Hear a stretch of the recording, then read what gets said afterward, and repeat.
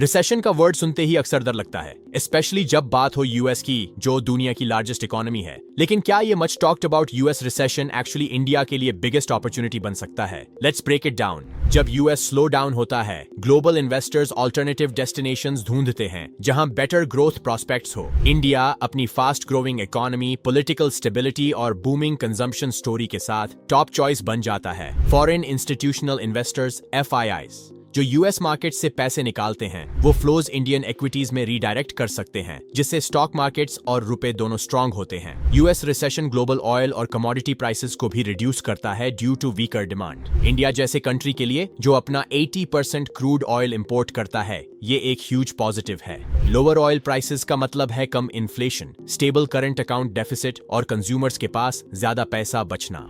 Export side पे IT companies शायद initially slower demand face करें, लेकिन लॉन्ग टर्म में बेनिफिट होता है। यूएस फर्म्स कॉस्ट प्रेशर में रहती हैं और एक्सपेंसेस रिड्यूस करने के लिए ज्यादा आउटसोर्सिंग करती हैं, जिससे इंडिया का आईटी और आउटसोर्सिंग सेक्टर बूस्ट होता है। साथ ही सेक्टर्स जैसे मैन्युफैक्चरिंग, फार्मास्यूटिकल्स और रिन्यूएबल एनर्जी भी विनर्स बन सकते हैं। ग्लोबल सप्लाई चेन्स जब चाइना से डाइवर्सिफाई करना चाहते हैं, इंडिया अपने आप को रिलायबल हब के रूप में पोजीशन कर रहा है for China buzz one strategies. हाँ, रिस्क्स भी हैं। Deep US recession remittances, exports और कैपिटल इनफ्लोज को इंपैक्ट कर सकता है, लेकिन अगर स्लो डाउन मॉडरेट रहे तो इंडिया एक यूनिक विंडो देख सकता है जहां उसकी domestic demand driven economy shine करेगी व्हाइल वेस्ट स्ट्रगल करेगा।